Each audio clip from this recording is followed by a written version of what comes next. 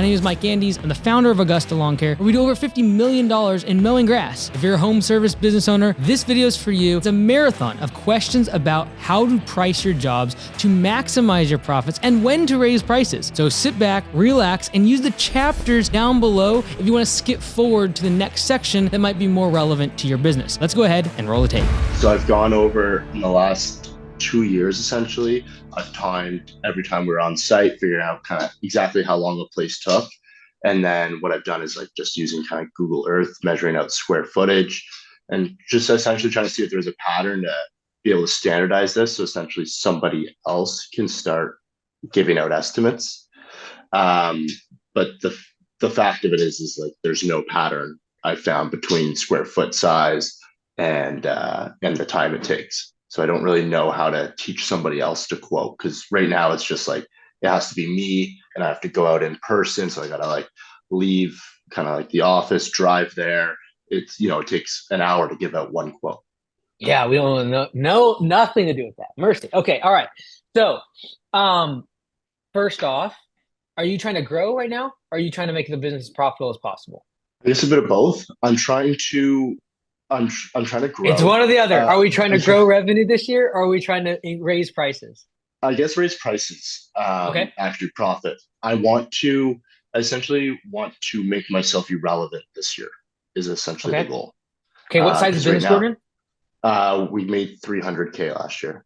All right, go ahead. So we had 300 essentially, but nothing can happen without me there. Like I tried taking one day off last summer and it was a nightmare for everybody involved. Yeah. So it's just the goal for this summer is obviously to make a little more money, so increase the profits. But like I said, make myself irrelevant. And then next year we can work on growing from there.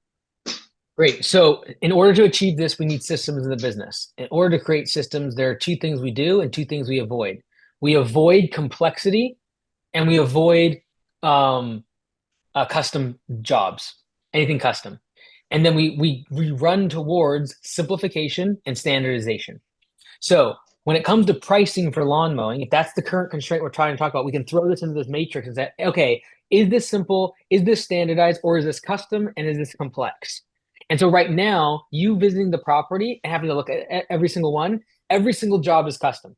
You're like, well, it's just mowing. It's simple. But every single job is going through Jordan's eyeballs in order to come up with a price. And so what I would recommend is how do we simplify this process? Yes, we could measure the property over the phone and do it via Google Maps. I think we should. I would say, can we simplify this more? Because there's going to be times people miss a section of property, etc. I would say, can we just have a small, medium, and large? Can we just say any property that's under 5,000 square foot is this? Between 5,000 and 8,000 is this? Between 8,000 and 12,000 is large. Anything above 12,000, I'm going to have to do a drive-by, for example.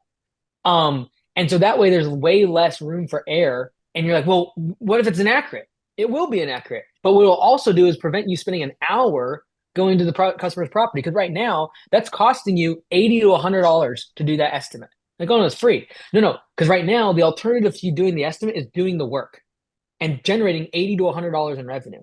So if you have to go drive out there, you are paying the equivalent of $80 to $100 to go do the estimate.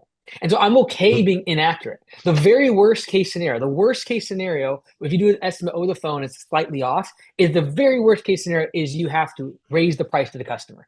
We do it on less than 1% of customers inside of Augusta when we do pricing over the phone. Less than 1%. That's the worst case scenario. Now, what we like to do is take the price after 3 months. We're going to go in Copilot. We're going to look at the budget hours, and we're going to look at the actual hours. And the ones that we're not hitting budget hours, we're going to raise prices. But now I've created the system, and that is very simple. I have 3 prices, small, medium, and large. And then they're going to fall in one of those baskets. And then in 3 months, I'm going to have real data as to whether or not I need to raise their price. And then I'll do that based upon that. By the way, there's going to be people that will accept the large price for $79 a week, when if you would have gone to the property, it would have been $59. And we're not going to lower their price. We're going to roll with it.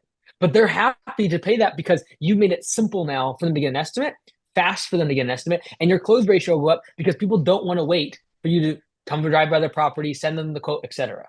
Yeah, I mean, that makes sense to me. But it's more just like, okay, so how do I determine the prices in a sense for that small, medium, large?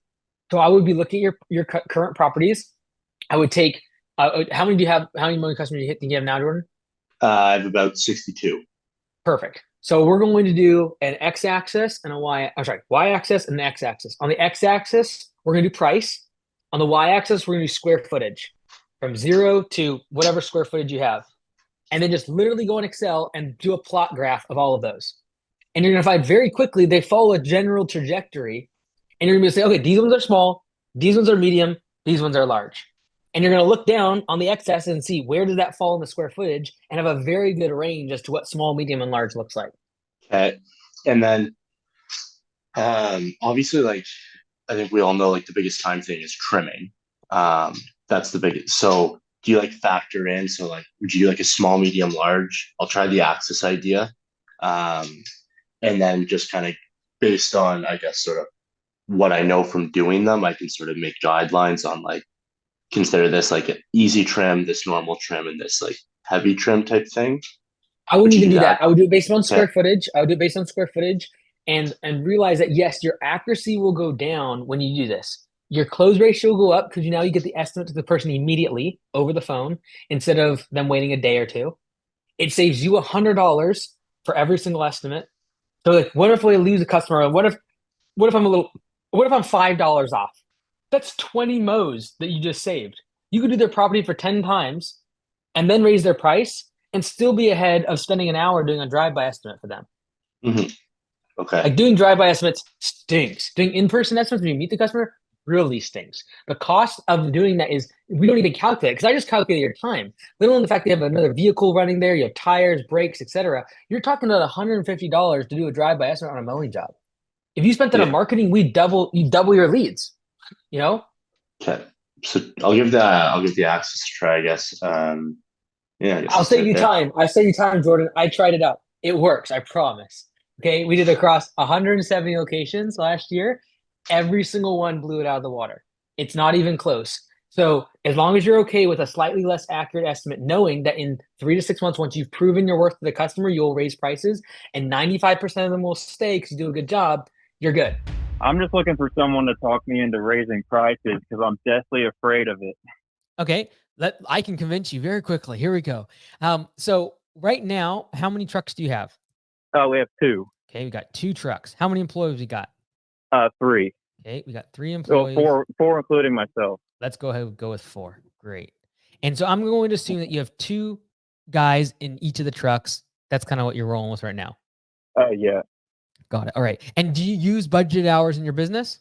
So we're switching to P for P this year, and that's kind of like where I'm confused because a lot of our lawns are underpriced, so it's like. Got it. Probably 30 to 40% of our lawns are probably underpriced, so it's hard to convince like your guys that they're going to be making extra money whenever 100%. It's hard to even make the P for P on that job. Yep. If your pricing's way off, P for P doesn't do a lot because the guys won't make enough money, right? And if they're not making enough money on P for P, there's a good chance you're not making enough money either, right? And so let's go ahead and break this down. So we got 2 trucks, 4 employees. We don't have budget hours right now. Because if we had budget hours, I'd be saying we have a capacity of about 140 budget hours per week, and we can work with that. We don't have that luxury. So let's work with this instead. How many mowing customers do you currently serve each week? We have about 130, 140 a week. Okay. And right now, without having to get more trucks, more equipment, or employees, and assume you guys work like 40 hours, like a regular week, how many customers do you think you can get to without having to either work overtime or have to get more trucks and equipment?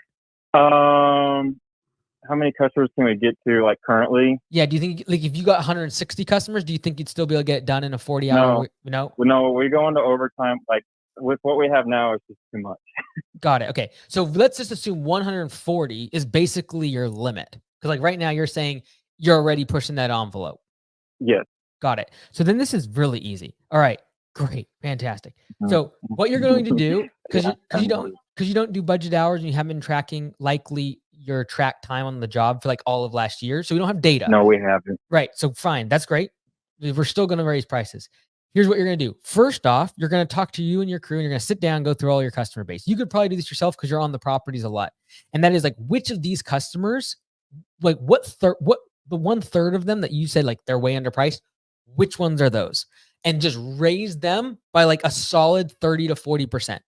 So if they're, and that sounds like a lot, but if you're charging them $40 a cut, that's like $12, $13, right? So it's not a ton. But that 20 to 30% is going directly into your pocket. And guess what? If you lose them, you don't care because you're going into spring rush and you're going to be going way over. You're already at your limit. Like in order to get more customers, you have to lose some customers. And so we're going to do two things. Number one, all new customers are going to be charged a higher price. So what's your minimum for mowing right now? $49. Great. So let's go ahead and move that to $60. Okay. And I'm assuming you're in more of a rural area, larger property sizes. No, we actually aren't. We have a lot of quarter-acre lots. It's a pretty populated, wealthier area, actually. Okay. Well, quarter-acre lots in my area is kind of big. So, all right, you're not like postage stamp lawn, yeah, but it's larger. Okay, got it. So let's just say, okay, our minimum 50 is not too bad. But what we're going to do is we're going to do two things. Number one, we're going to raise all the prices on every job is just way underbid, right? Like way underbid. You could probably list off 20 of them to me right now, just the customers' names. We have to raise prices. What I also want to do, though, is on all 140 of these, raise prices by a flat dollar amount. And the reason I say flat dollar amount is because we don't have the data right now to compare budget hours versus actual hours, right? Next year, after going through Copilot and you have all the budget hours in there, which I would, that's a different conversation to get budget hours figured out. But like, once you've done that, then you would run a report, like which ones have budget hours of X and Y versus how long it actually took. And all the ones that were taking way too long, I'm going to raise prices on them. But for now, I just want to do a flat price increase. I'm not looking at which jobs need to be raised prices on. I am simply looking at the fact that I can only take 140 customers and I have hit that limit. And I will have to say no to new customers, or I will raise prices until I go down from 140 to 120. And losing 20 customers to you is going to seem like a big deal. But I can promise you in the next 4 to 8 weeks, you'll get all of those 20 new customers back because you're going into spring rush and you're going to charge a higher price to them. Okay. So new customers are getting a higher price, but you're going to have to raise prices on existing customers in order to be able to make room for new customers, which you're inevitably going to get because you're going into spring rush. And so if on 140 customers, like I want you to raise prices by at least $10 a cut, at least. Okay. So instead of a percentage, you're saying do a dollar amount. Well, here's the thing. The reason I'm saying a dollar amount is because I want you to do it. I just see consistently simplicity in this case is going to be the best. So what I would probably do if I was you is anything under $60 per cut is going to get a $10 price increase. So if they're getting charged $50 a cut right now, they're going to 60. Anything above $60 per cut currently, give them a $15 price increase. So if they're currently getting charged $70 a cut, now they're going to be at 85. And then what you're going to do, have you started mowing yet or not? We will in a week. Great. So tomorrow you're going to do all of this and you're going to send them all an email. Say next week we start our mowing season. Here's your pricing for the upcoming 2024 mowing season. If you have any questions, let us know. We look forward to seeing you and serving you at your property this upcoming year. That's it. No explanation long about the economy and inflation, all this garbage. All right. You're just going to get the prices. I guarantee you, if you do this, you'll probably lose 10 to 15 customers. Probably less, to be honest with you. But we actually need to because you can't take any more customers. But here's what's really cool. If we average, like if you're over $100 per cut, I want you to be charging $20 more. So if we can average an extra like $12 a cut and we mow someone's lawn like 3 or 4 times a week, that means we're making an extra like $40 per customer.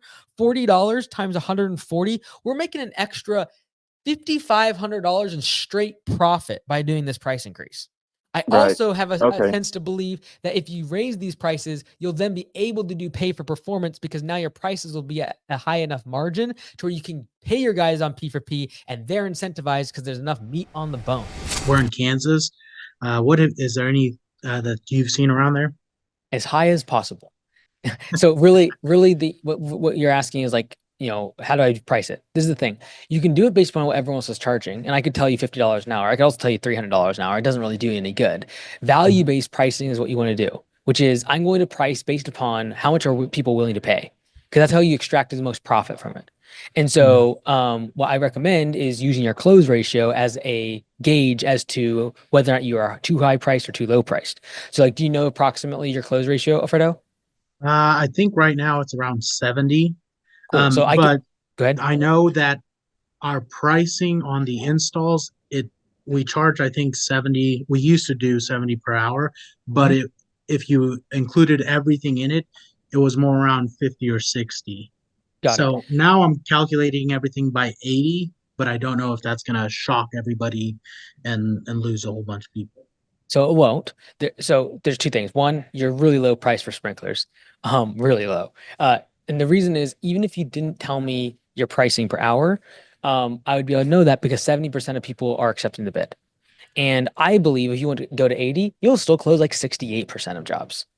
And the reason for that is because everyone thinks that if I lower price by, or if I increase price by 10%, I'm going to lose 10% of my estimates. Not true. It's not a linear relationship. We just raised price by 25% at my location, and our close ratio went down by 2%. And so like the reason I say that is because if you have a close ratio above 50%, you are in growth mode, in my opinion. At 70, so are you trying to grow really fast, Alfredo, right now or not? No, we're actually trying to. I think we're trying to go into profit mode as much as we can, Okay, but we want Alfredo. to So be fair. this is gonna be fun. So you're gonna now start charging at $90 an hour. No more, no less. I would actually say 100, but let's just be easy. Let's do 90. Okay. So that's Mhm, like a 30% price increase. I predict your close ratio will still be above 50%, but now you're gonna double your profit margins. And so now what we're going to do with this little fun little game is you're going to do this for the next month, and then you're going to tell me in the Facebook group what happened. But I can almost guarantee your close ratio between 50 and 60%, and you'll make twice as much profit. Now, if you told me, hey, we're trying to grow as fast as possible, we have all these trucks we're not using, we have a bunch of excess capacity, employees we're not using, great, keep closing at 70% and grow. But if you're trying to make more money, I can guarantee you if you go from $70 per hour to $90 per hour, you will go from a 70% close ratio, maybe to 55 to 60%.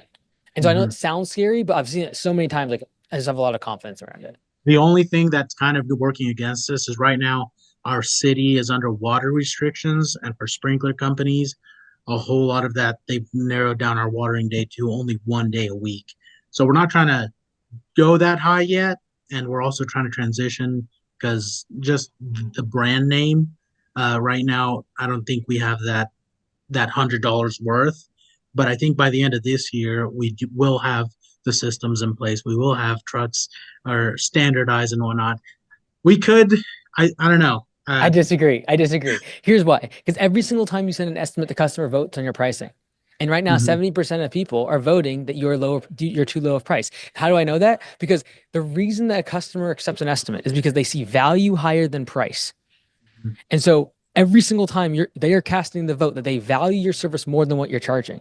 mhm, And so if 70% of people are doing that, I know for a fact, I don't care about water restrictions, I don't care about the color of the moon or what the weather is looking like. Your customers are telling you to raise prices. mhm. It's like Okay.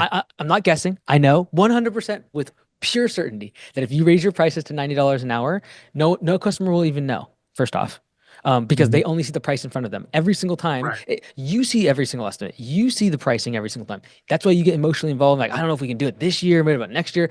Like okay, yeah, maybe next year we'll make money. Like just make more money now.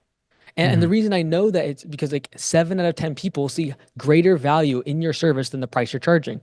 And so there's mhm. there's a delta, there's a difference between right now, your price is here and their value is here. What's going to happen is you're going to raise price. You're still below the value and they're Yes. going to still buy. And Mhm. maybe it's 5 or 6 people instead of 7 out of 10, but it's still going to make you twice as much profit. We are located in Montreal, so we have kind of, compared to other cities, I think we have a pretty lower price we can charge compared to other guys. I was wondering, do you think it's worth pursuing? Well, we're already heavily involved in lawn care. Do you think it's worth pursuing that even further, or do you think it's wiser to maybe use that as kind of like a stepping stone to other projects that Um, are maybe higher revenue, higher profit?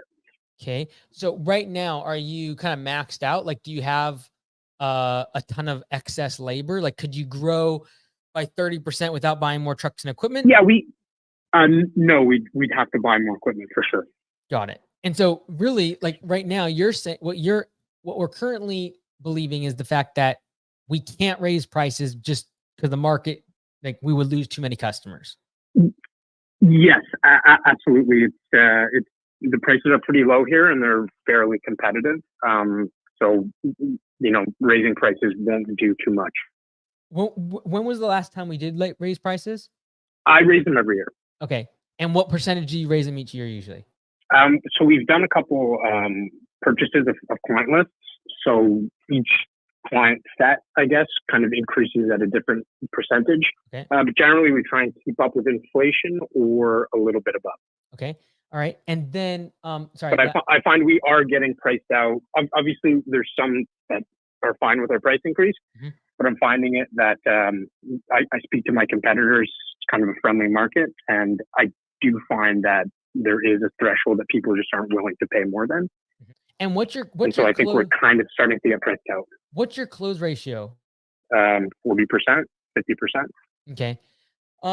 Yeah, like, so in my opinion, the close ratio is the determining factor as to whether or not, your prices are too high. And so if you're hitting up against capacity, i.e. you, in order to double or grow the business, you'd have to buy more trucks and equipment. I would keep raising prices until, if you're at capacity, you need to make more room in order to be able to grow. Like, I don't want you to go buy more trucks and equipment and just expand capacity. I'd rather you push down demand by raising the price. And so, yes, we could go ahead. I guess my question was more like, should I maybe shift into, yes, obviously our lawn mowing, I think it accounts for about 65% of our revenue. But my question is, do you think I should shift more to maybe adjacent services where there is maybe a higher profit margin, or I can increase my prices a little more without having to, do the economy to scale thing with the grass where, it takes so much effort for not incredibly high returns? Yeah, like, honestly, like, I hear this from everyone. That the reason I push back so hard on this, because I hear people in every industry say the exact same thing. And that is like, I'm price competitive. I can't raise my prices anymore. I should go offer a different service. And we always think the next service is going to fix the problem. Now, do I believe having more services and selling more to the same customer is a good idea? Yes. Because if I can have one customer and sell them 3 different things instead of one, I can triple their value per year, which means I can also spend more money on marketing, and it makes more sense. And so I'm a big fan of having multiple services, but the idea that you're going to switch services and it's going to fix the business is like the most common problem that people have in all industries. Like, there are people that in the services that you currently are thinking of switching into that think that they should switch to different services because there's pros and cons of every single service. So for the guy that is like does chemical applications, yes, they might have a higher quote unquote margin. However, they might own, like, I was talking to a really successful chemical company the other day, but they might get $300 per customer per year on average, sometimes less. And that's really difficult because if I have to spend $150 to acquire a customer, or in your case, if you purchased a client list, it's really difficult to make sense of $300 per year. You got to keep them for like 5 years to make $1,500. Whereas with like lawn mowing, yes, lower margin, 100%. However, I'm able to get like $2,000 per customer by just having like a spring cleanup, a fall cleanup, and some mowing. And so, yeah, and that's what we really focus on. Like we don't do any applications. We really try and stick to the bread and butter and the recurring services for sure. But it was just, I guess it's more of a thought, and I think you kind of answered it, but just maybe expanding it to fertilizer or aeration. Yeah, like, I'm more add-ons. Yeah, totally. I think the answer is in the add-ons, right? Like, because every dollar you make from an existing customer is more profitable than going and getting a new dollar from a new customer. And so if I was you, instead of doing like, we're going to go into chemical applications and we're going to like really expand that side of the business, what I would do is say, okay, we're going to offer these couple chemical applications and I'm going to upsell them via one-click estimate email or send text message to my existing customers during the slow season. And I'm going to try to fill my schedule with work that otherwise I wouldn't be getting during the spring rush. And I'm going to upsell my existing customers into this other service. But the idea that we're going to switch services is something that, like, I just really see people jumping into a different service because, like, oh, it's more profitable. They need to jump into it like, oh my word, I need 5 times as many customers just to make the same amount of revenue. Now all of a sudden my overhead structure doesn't work. I've got to I don't have enough work for all these trucks and employees and all the rest of it. So I'm a bigger fan of trying to upsell your existing customers and having adjacent services that you can upsell them to. Big fan.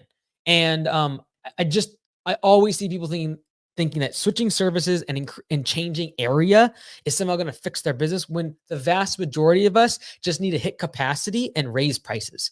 Like, it is boggling to me just how often that is the answer. And it's like, well, I want to grow and grow. It's like, well, if you're going to grow, you're increasing supply.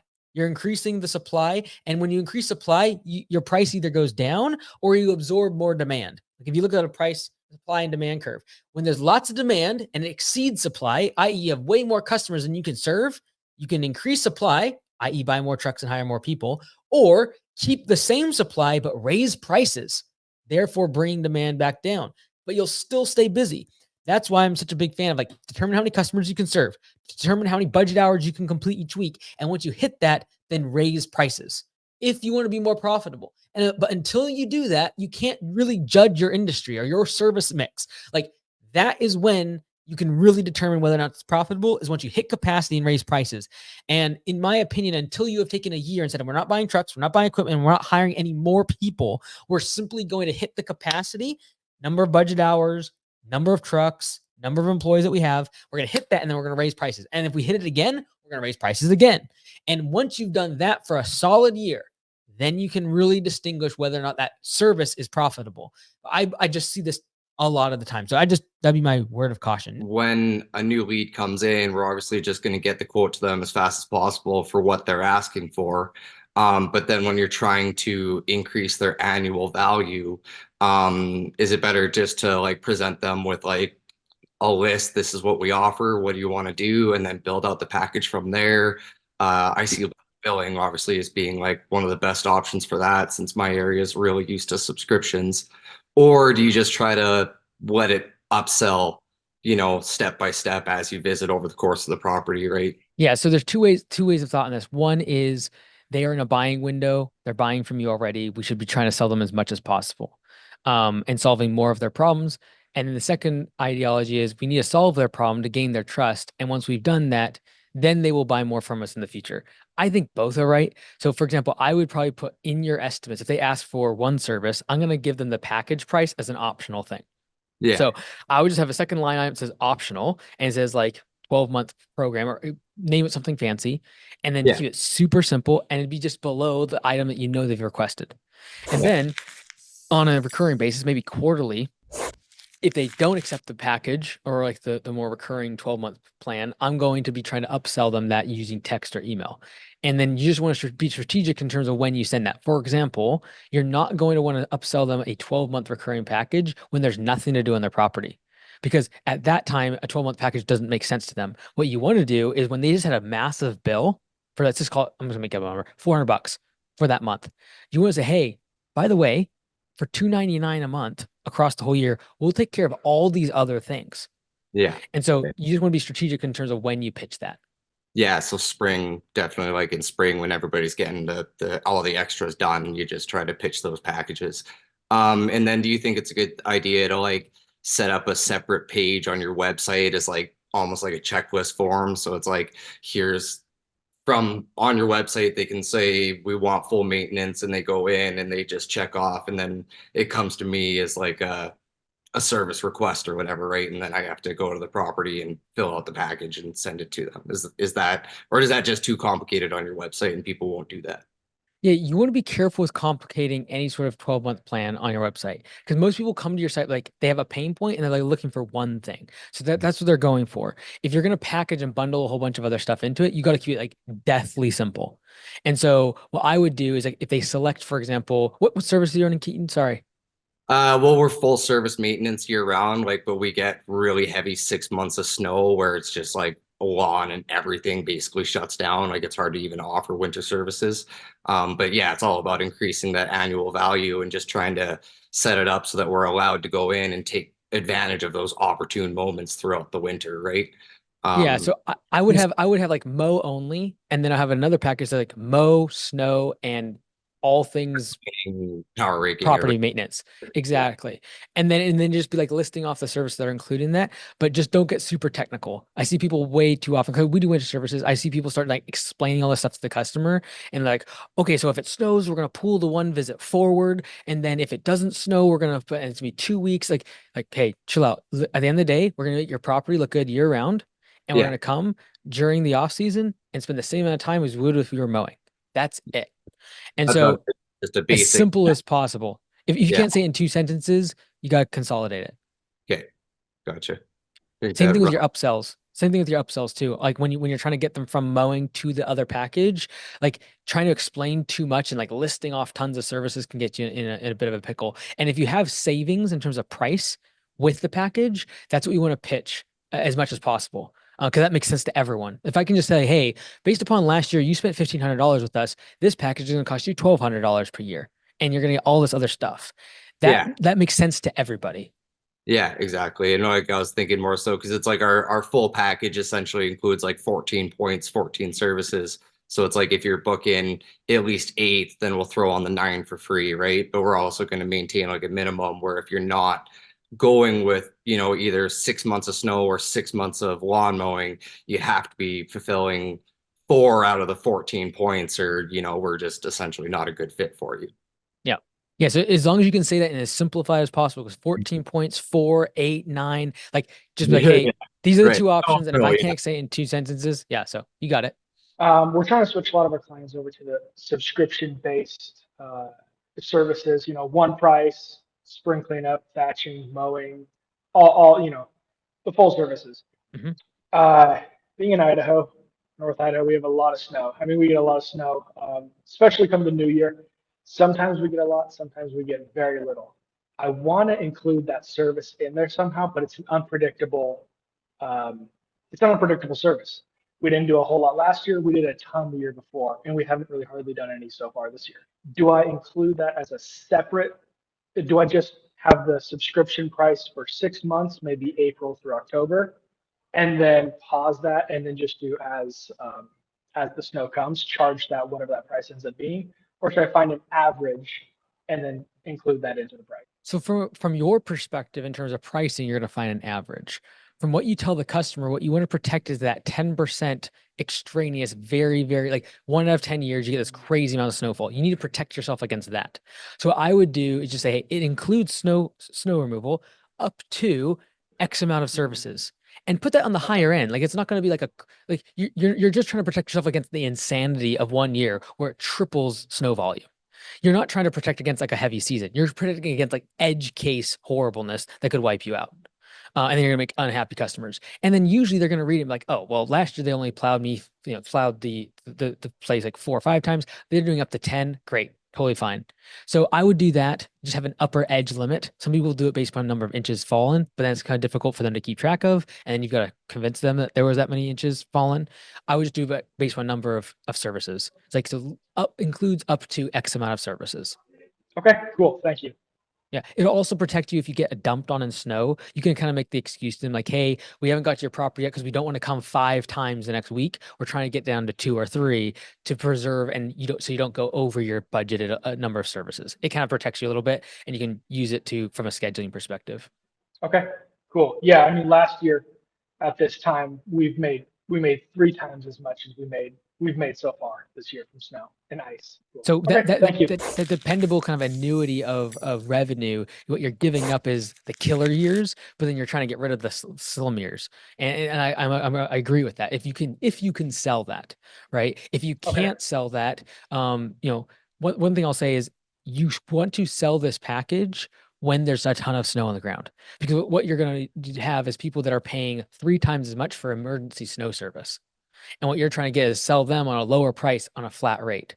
Do not pitch this service. I would not be running ads if there's not a lot of snow around, because they're going to be like, why would I pay you? I don't need you. They don't need you until they want you. And so I would just be careful around that. Like you want to sign up as many people as possible when they have really high bills. Okay, cool. Yeah, I haven't pitched it yet. I've been trying to figure out what that even looks like, but I'll definitely wait till we get a little more snow on the ground. Cool. And you can even create like 3 packages if you're like really, like, for example, both Key and 2 is like you could have 3 packages. Hey, we have a 6-month subscription for mowing. We have a 6-month subscription for snow, or a 3rd package is a snow and lawn 12-month package. And these are the monthly prices for all 3.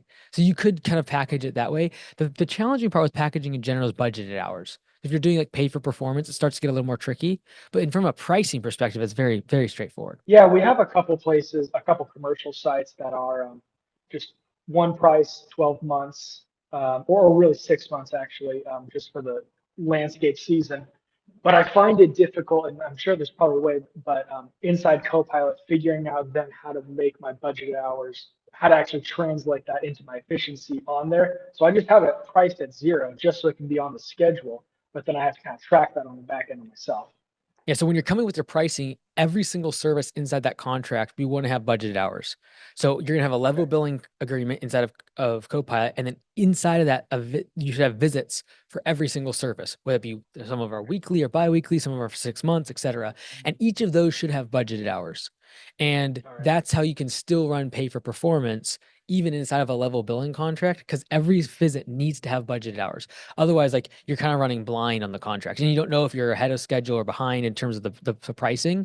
So if you need help with that one, Riley, feel free to book a call with ATC, but like switching from just like blanket pricing for contracts to actually like where you use the budget hours for every visit, your crew will get way more efficient, because when they show up to a job, they just see one visit with just the budget hours for that specific service, instead of more of a blanket, like, hey, these are all the things we got to get done.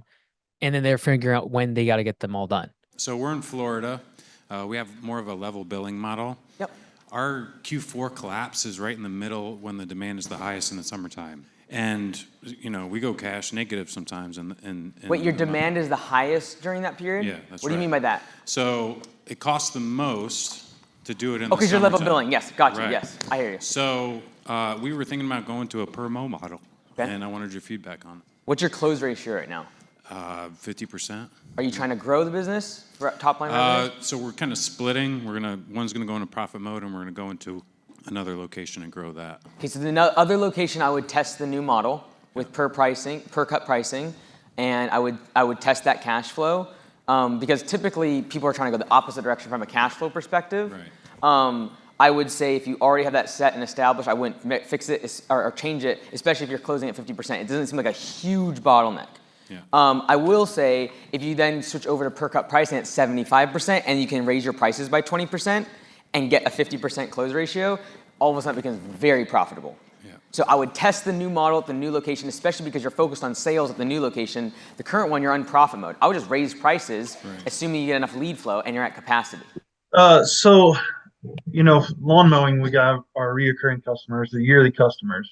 So they sign up for that contract for the year. So we normally do like lawn application, shrub pruning, mowing. We do everything across the board for them.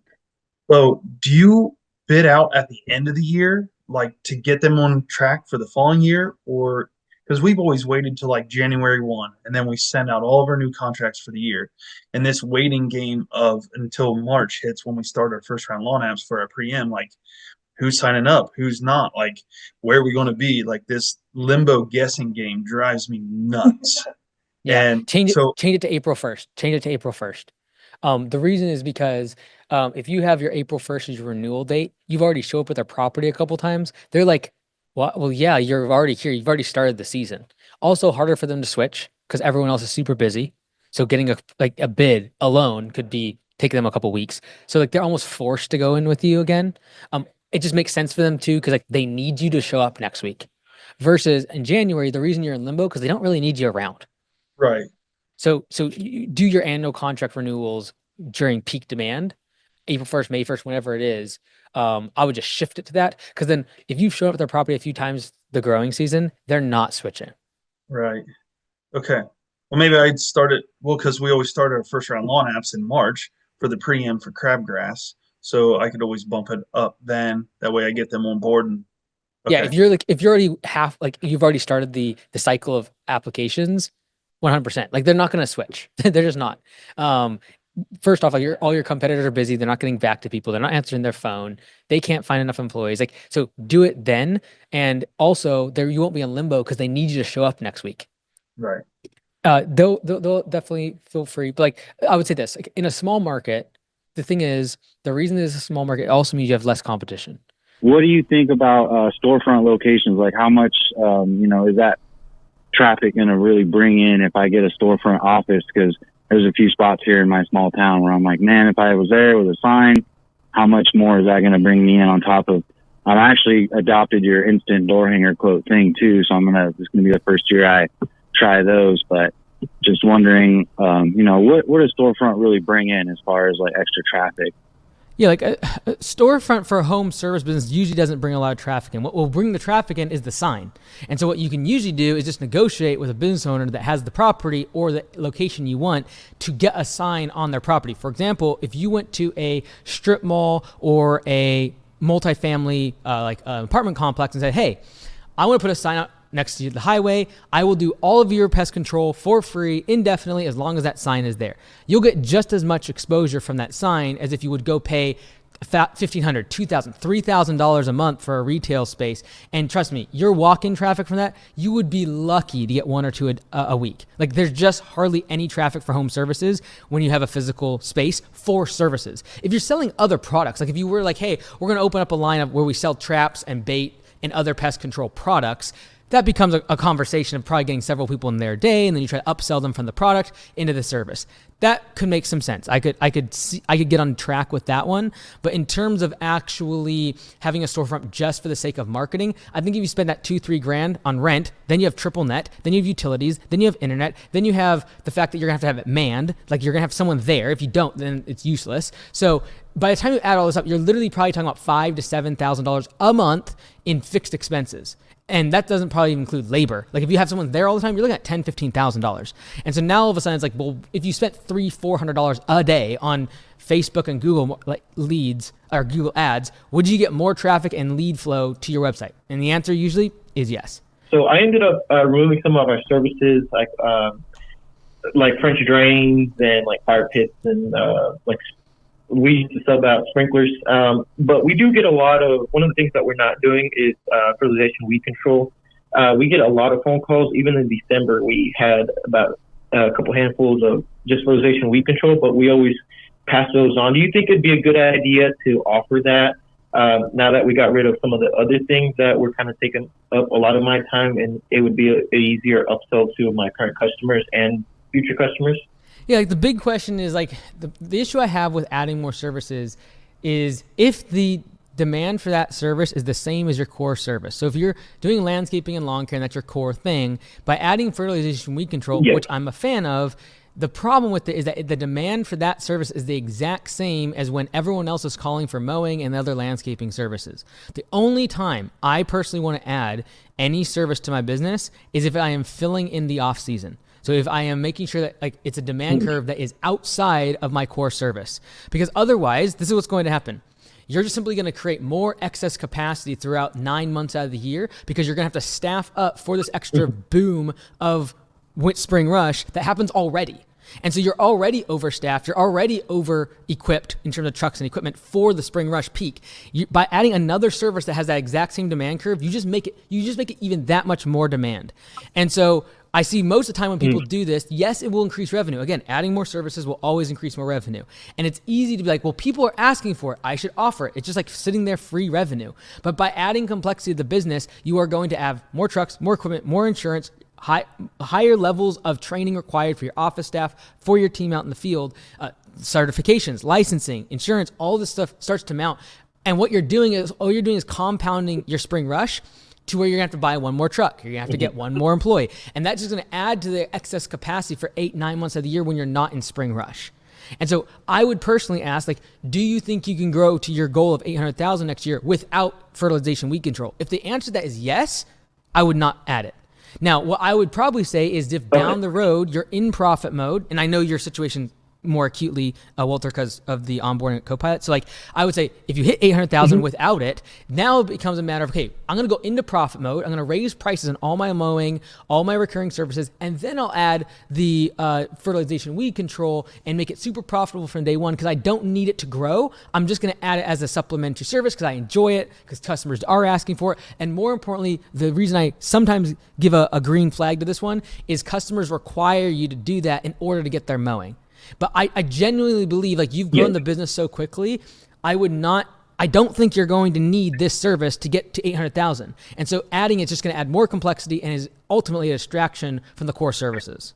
Okay, perfect. Then I'm probably just going to try to hit my goal first and then see where I'm at and then see if that's a good option to at it in the future. Awesome. You're the man. Take care, Walter. I currently only need 20 to 30 mowing counts to max my asset capacity. If you had the choice to fill the remaining capacity with 20 to 30 mowing counts versus one school district account with three different, easier to mow properties making up that account, paying the same man hour rate, what would you choose? The rub is I may actually be able to do both using a mower that isn't normally part of the fleet that I'm considering selling if I don't bid this and get awarded this job, if I can fill the labor requirement. Yeah, in the perfect world, I'd rather have the 20 to 30 mowing customers, less customer concentration. Again, depending on how many mowing customers you currently have. If you have 200 plus recurring customers already, I'd probably just go for the school district. That's awesome because it's only 10% of your customers. So even if they did leave, it's like you're at 50% of capacity. But if you only have 50 customers, I would be careful with this one because you can immediately get an employee, staff up with this extra equipment and mower, and all of a sudden they leave and 50% of your revenue is gone. So I'd be careful with that. But I'm also worried by the fact that you're thinking about adding different types of mowers just to satisfy this account. It sounds like you already have it though, and you're just willing to let go of the equipment if you don't get the contract. That's what it sounds like based on my quick reading here. So get both. Right? Go for it. You could push up above capacity for a little bit, knowing that you could raise prices. So that's probably what I'd actually do, depending on how many mowing customers you currently have. I'm going to assume you have 200 mowing customers. If you had 200 mowing customers, I would take the jobs, I would raise your prices and hope that you lose at least 10 to 15 of them, and then take on both the contract and the 20 to 30 counts. That's probably what I would do. That way, even if you lost the school district, you would have raised prices and probably bridged the gap of profitability, even if we lost that customer and we're 10% under capacity. When setting up my pricing for mowing services, I wanted to know if I should be basing that pricing off of a two-man crew or a one-man crew. We always personally do it based upon one-man crew, just because we use that the most, right? I just simply use whatever you use the most. And then also from a budget hour perspective, we calculate budgeted hours based upon how long it'll take one person. There's going to be a little bit more waste in there if I have 2 or 3 or 4. But we always do it based upon one. Okay, yeah, because usually from spring to summer we do 2-man crews, and then whenever it kind of slows down, it usually goes down to a 1-man crew. Got it. During that kind of slow. So I would whichever on average you use the most. That's probably the one I would use as kind of the benchmark in terms of how long things take. So when switching to winter services, obviously in the winter, should I drop my pricing for those bi-weeklies down to the weekly pricing? Whenever the winter services actually start? Our goal is to keep the same prices as their mowing services, right? So we just keep it simple, right? But the challenging part with doing this is there are going to be properties that have a massive lawn and hardly any landscaping. They're the ones that usually are the ones that are kind of paying a premium because their lawn takes a long time to mow, but maintaining everything else during the winter doesn't take long. We rarely are able to keep those ones during winter services, but just so much easier to tell customers your price is going to be the exact same on the exact same schedules we've always done for mowing. That's just an easy way to sell it, so you don't have to have another barrier. And then in your estimates for mowing, you can just say there's a year-round service, and during the winter, we do other winter services, right? So I would just recommend sticking to the same pricing, the same schedule. And the big debate is, well, if they're on weekly mowing and I'm switching them to bi-weekly winter services, do I charge the same price as their weekly mowing? I would say yes, simply so that their invoice stays the same and that per visit price doesn't change. I love the idea of putting prices on our website for mowing and plowing, but the size ranges on lawns and driveways is huge in my area. For instance, our smallest lawn is 2,000 square feet and our largest is 200,000. Driveways range from 42 feet long to 1,500 feet long. We have a complicated formula for pricing snow plowing, and we compare similar lawns to get the timing correct for mowing prices. Mowing pricing is exasperated further by the terrain in our area. For example, 20,000 square feet from one customer takes 0.45 hours, another takes 0.97 hours. So we couldn't price by size accurately. Is there a solution I'm missing other than drive-by estimates? We can do satellite most of the time, as we know the area very well, but it's not instant pricing like you're suggesting. All right, so a couple things. Let me first say that doing over-the-phone estimates is a huge step up from doing drive-by estimates. Drive-by estimates are a huge step up from doing in-person estimates where you talk to every customer for an hour. So you're already significantly down the path in terms of systemization and optimization. So don't beat yourself up too much if you're not going to take it all the way to instant pricing. I will say this. Yes, your smallest is 2,000 and your largest is 200,000, but where are 80% of your customers? I would happen to believe that 80% of your customers are between 5,000 and let's call it 40,000 or 50,000. And so my question is, could I do pricing to them, but then have an option for anyone else that's outside of those ranges to be able to get a pricing in person, to be able to save myself 80% of my time? And so that's when we do like our small, medium, and large. I'm not going after the edge cases that are like super large because it's a small percentage of my customers and I just have it where like I will do an in-person estimate for them. And so I'm trying to capture 80% of my customers and not have to go to them at all, not have to pay for an admin to answer the phone. Like if you can just reduce the drive time of drive-by estimates and your time going out and doing the estimate, but also not need an admin person to be reactive on the phone call and be sitting around waiting for a phone to ring all day, and it doesn't cost you a single penny more to have the instant pricing, we have a win. We have a win on our hand, boys and girls. So I understand this pricing variability, but if I can get on the property, the very worst thing that happens is that you change the price, right? So play it out, right? Like what's the worst thing that happens? The first mow or the first plow, you get it wrong. Your first visit, we are going to charge by the minute anyways. So we're going to take our time to get it up to standards. For example, if it's mowing, we're going to edge, we're going to double cut if we have to, we're going to do everything possible to get it dialed in. If the pricing that we have given is way off, like there's hills and mountains and cars parked in the middle of the lawn or some crazy area that they were completely wrong on in terms of selecting their price, then we will change the price. That happens to 1%, less than 1% of the lawns that we do at Augusta Lawn Care. But again, we attack the 80% and the other 20%, like when it says, hey, if your lawn doesn't look like any of these 3 pictures, click here. And people that have massive properties or commercial projects or something crazy, they'll click on that one. So just realize, be okay with the fact that the very worst is you change the price. The very best is that they select $79. You're like, man, I would have charged $59 for this, and you rock and roll. And then also, if you're in growth mode and you're willing to not have as much profit for a little bit, do it for 3 or 4 or 5 months, grow to capacity, raise prices on that customer, and bring them up to where they should be at. And then we all make more money. Average recurring service gross profit margin. What do you typically like to aim for there? It really depends because some recurring businesses, if they have supplementary services, the recurring side of their business is actually just the gateway, right? So are you exclusively recurring or are you using recurring as a way to get people in and then you're upselling them? So we're pool service. So my primary bread and butter, weekly pool maintenance. And we should be doing more repairs. I'm more of a business person than a pool person. So repairs have not been as natural to me. I find myself gravitating more to the chemistry side. I used to be in a partnership. It ended this year. And so I'm in a bit of a transition period with my business. I launched this new one with the existing customers, half of the existing customers that we had with the old business. And I'm actually right now, I haven't put together any website branding, anything for the new business because I've been exploring the possibility of linking up with a pool builder who we can, work on with leads and also have a better foothold in the repair / renovation side of the business, which kind of more like you talk about. But I primarily as an entrepreneur, I like cash flow. So that's what I like to optimize for. I right now, just for reference, I run it anywhere between 23 and 85, but a blended average gross profit margin of about 50 to 55%. Is that gross profit? It looks like. That's gross profit. Cool. That's after chemicals and just direct labor, which right now the software I use to measure my labor cost, it has to estimate a flat rate. So I overestimate the amount of labor to account for just like a few other variable costs, fuel, equipment, depreciation and such.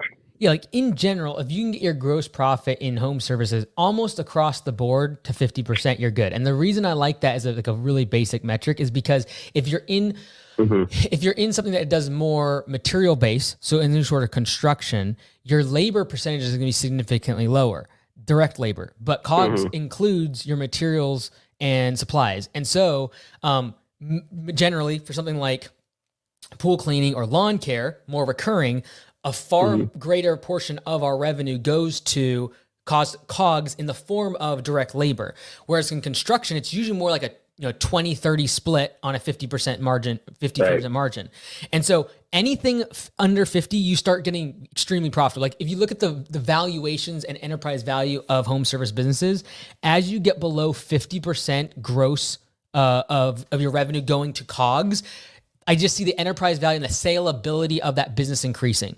So just recently at like my location on Pay for Performance, this is the first time we've ever done this. And that is we've reduced our percentage from 33% going to the team down to 25 after we raised prices significantly. And I know the impact will almost more than double our profits over the next 12 to 24 months. And it's simply a function of when I go from 33% of my gross revenue on mowing, I put down to 25%. That's a 25% decrease in labor cost. And so that goes straight to the bottom line. And so I think where you're at right now is probably good. And I'd just say like, if you can get down to like 45%, you're going to just see incrementally better opportunities down the road at your next stage. Because if you're not passionate about the business, the industry, it's going to be probably some sort of an exit, multiple locations, general manager, some sort of passive thing down the road. And if you can get that down to 45 or 40, you just almost can't lose, honestly. So that would be my recommendation. Can I ask one follow-up? Yep. Can I ask one follow-up on that? So a lot of these customers we had since we picked them up like 2018, 2020, they've been around for several years and haven't seen a price increase. Okay. So several of these people could probably, to make it to the current market rate, could probably be seeing anywhere between 25 to 30% increases on their service side. So what's your methodology for evaluating when to raise prices on existing customers? And yeah, I mean, there's plenty of things about it, but I'm curious to hear your thoughts. Yeah. So have you read the book yet? The turnaround book? No, actually, I got the audiobook going through it now. Okay, so chapter, let me see this. Chapter 4 is your chapter. Basically what it is Chapter 4. A way to make sure you actually have a way of knowing exactly when to raise prices. There's one way to raise prices, and it's based upon capacity, right? So basically, when you have got enough jobs in your pool route where you either need to hire someone or get another truck in order to increase capacity, you have the opportunity to raise prices. And the reason you have this opportunity is because if you raise prices and some people leave, you don't care, because you need to actually make room for them. And so that chapter will kind of walk you through how to determine what your capacity is. And then when you hit that, I would love to track this one day. The more time someone hits capacity, I can guarantee you their profits and their growth percentages are way higher, because it gives you the opportunity to actually move those levers by either raising price, increasing profits, or B, growing the business. And so it's a more calculated way of actually raising the prices. But if you know you're 20, 30% under market rate, if you just were able to accomplish over the next 6 months that price increase, you'd get your average recurring profit, blended profit margin on gross profit, probably down to 38 to 40%, which you would crush on. So best of luck to you. I know you know what to do there. Great work.